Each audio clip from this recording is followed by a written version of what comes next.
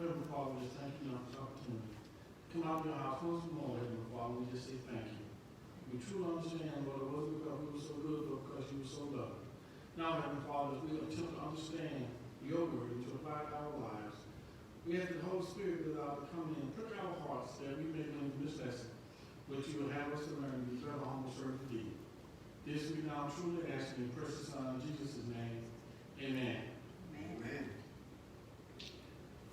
To Reverend Terrence London, his wife Natasha, our deacons of this church, saints of this church, friends of this church, and my wife. As always, I want to stand before you and proclaim what thus says the Lord.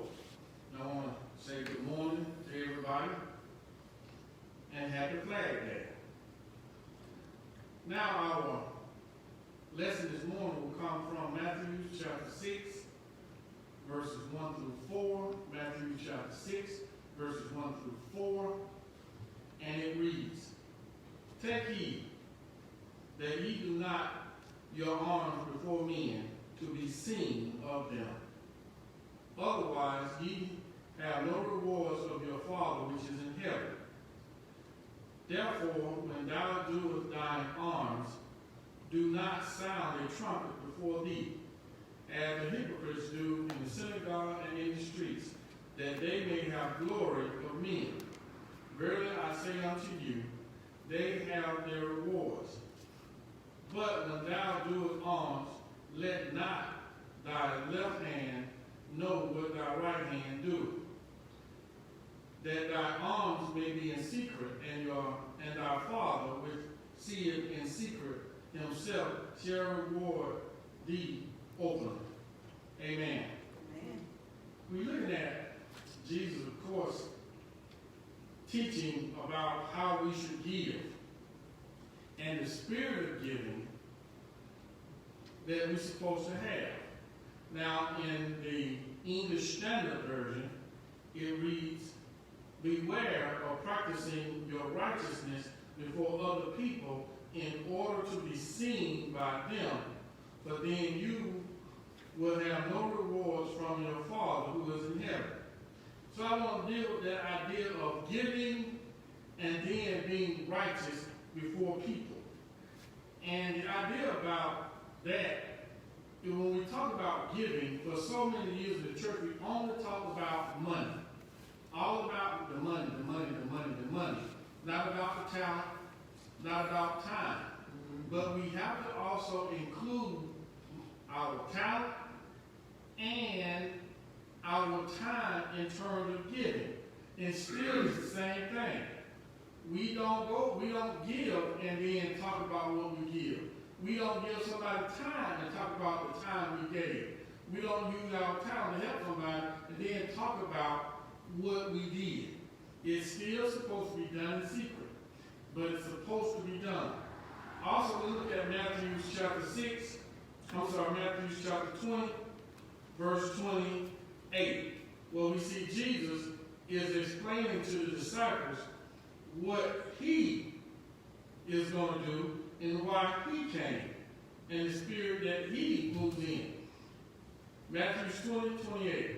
Even as the Son of Man came not to be ministered unto, but to minister, and to give his life a ransom for many. We supposed to have service among each other. And I was thinking, as a historian, about throughout the years, how have we reflected that idea of having service, servicing each other. And I thought about the Gospel of Wealth by Andrew Carnegie, in which he said, men of wealth have a responsibility to use their wealth for the greater good of society. That means whatever I'm blessed with, I'm supposed to take it and use it to help somebody else other than me and mine. And wealth doesn't have to be financial. It doesn't have to be stuff. Wealth, again, could be talent. It can be time. Whatever you have that somebody else don't have, we will call it wealth because it should be used to help somebody else. Now, also I thought about W.E.B. Du Bois, Talented 10, in that book he talks about black leadership, how black leadership supposed to go back into the community and guide the community in the way in which it should go.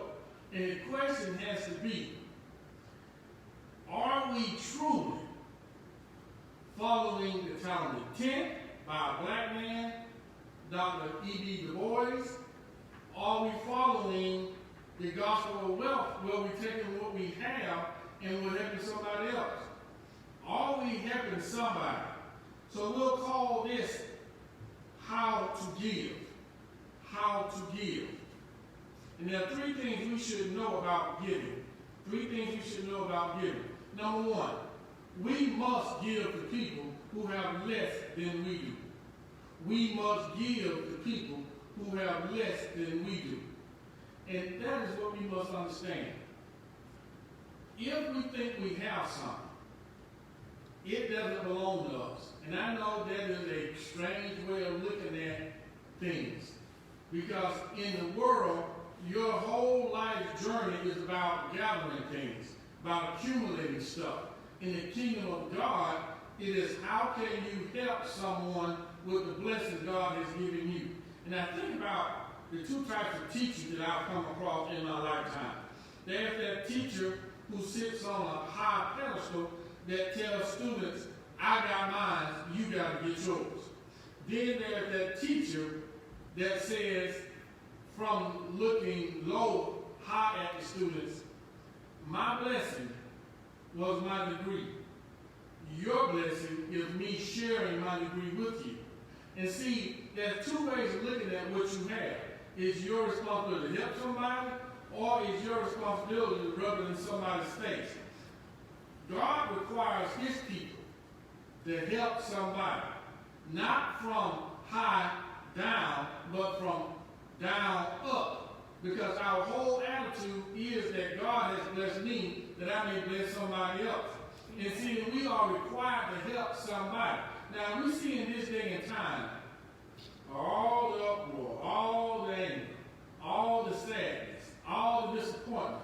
We have to ask, as a black community,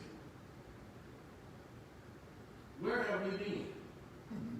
As a black community, do we hold any responsibility for what we see? As a black community, is it truly the white man's fault? Because once upon a time, the black community supported itself. There were doctors, there were lawyers, there were carpenters, there were brick masons. Everything we needed in the black community could be found in the black community. Everything was right there. Black stores, black cleaners, everything we needed, we had at hand. As we've moved through from segregation, have we, the Talented 10, have we forgot to go back and help somebody else, to guide someone else out of that darkness that God blessed us to get out of? What is our responsibility? Because we're supposed to help each other. It is not something that somebody said, a quote that when you get out, you look back and grab one. It is a Christian responsibility that we take our blessings and we bless someone else. It is not about accumulating. It is not about, as Jesus told the disciples, it is not about patting somebody on the back or being patted on your back. It is about how many people can you truly help. I do like how a lot of celebrities like to let people know what they're going to do. That's outstanding. That's outstanding. But you have to ask, why are you doing it? Is it about your name? Is it about look? Or is it about love? And we have to decide as black people, what are we doing to better each other? What are we doing to help each other? We can sit back all day long and scream racism, closed doors, the glass ceiling, white privilege. We can sit there all day long. But there's a long history of black people excelling, being successful, and being creative and inventive in this society where the door will close. we've always made it. We've always been able to contribute to society, not just black, but also white society. So the question has to be, what have we done as a people to either hurt each other or help each other? Because if we're doing what we're supposed to do, one get out, one help another one out, and so on and so on. If that is happening, then what's happening? I heard somebody talk about teaching somebody. Well, that's another thing. Have we been teachers? Have we been teachers? Have we instilled in our children the idea that education is the only thing someone can't take away from you? That knowledge is truly power, and that Sunday school lesson said, knowledge is on its way to be wisdom. And we have a nation, we truly get that. Booker T. Washington said, those who are happiest are those who do the most for others. And see, we always talk about people trying to be happy. Well, you know what? If Booker T. Washington is correct, then if you want to be happy, then start doing something for somebody other than yourself. Start looking to help somebody else. Because it's truly not about what the next guy can do. It's truly what we can do for ourselves. I really like Joe Burrow from LSU. The number one draft pick this year in the football draft said that they have to help us. Well, it sounds great. It's outstanding. But you know what? That's almost a slap in our face. Because we are a people who've been blessed by God. We are a people who've been gifted by God. We can do it truly ourselves, but we have to stand up and be what God will have us to be. Acts 20:35b, Jesus said, it is more blessed to give than to receive. And we need to make sure we get that. Because if you happen to receive, that means you don't have. That means if you have it, that means you've been blessed. And we should look at it just like that. I've been blessed, so therefore I can humble myself to help someone else. Number 2, we give out of love. We give out of love. And we see so many times people give because they think it's their responsibility. They think they're obligated.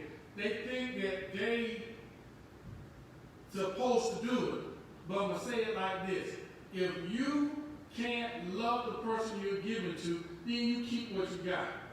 Because you're not doing it for the real reason. Because giving is not always placing something in somebody's hand.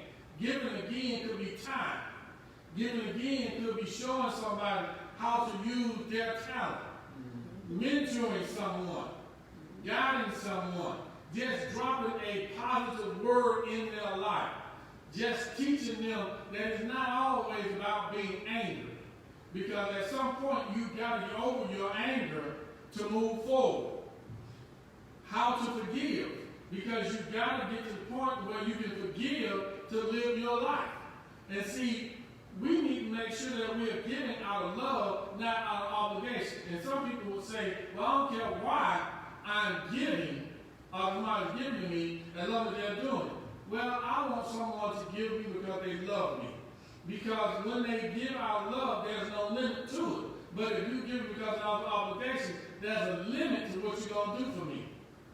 The federal government sent out $1,200 to most of the citizens in the United States. And anybody with good sense realized that $1,200 didn't really go beyond one weekend. One weekend. And you know what? They now said there probably won't be another $1,200 coming. Well, people still need that. That money was done out of obligation. It wasn't done because the federal government loved you. It was done because they want you to spend money. They gave you money to spend. Now that money's gone, now where are they? But now if somebody truly loved you, they gave you and they're still giving to you because they understand your situation did not change because the government opened back up. Because restaurants opened, the theaters opened, stores opened. That didn't change your life. If you needed it before, you still need it. And we need to make sure we understand that. And that's the thing about love. Love sees everything that needs to be done.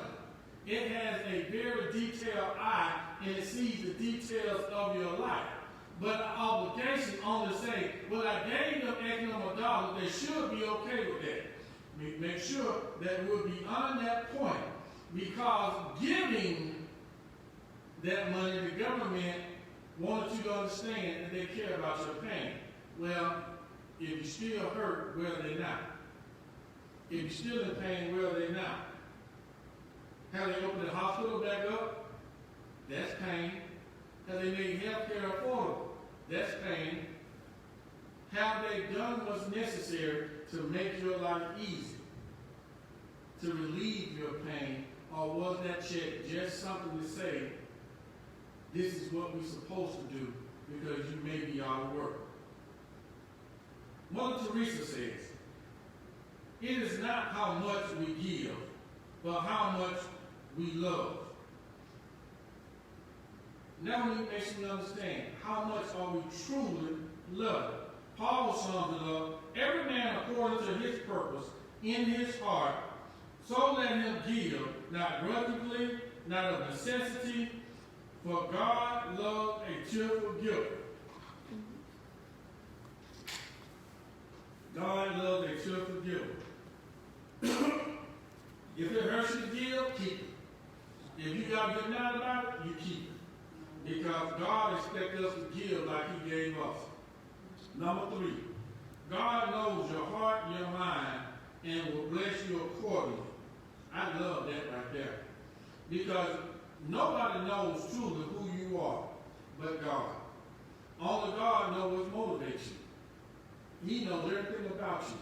So when you do whatever you're doing, and it's not for the right reason, God already understands that. And somebody say, well, it doesn't matter how I do it or why I do it, it's just what I'm doing. In God's eyes, if it's not done out of love, then he doesn't want you to do it. If you got to stomp your feet, roll your eyes, then you keep it. Because God is not going to honor that.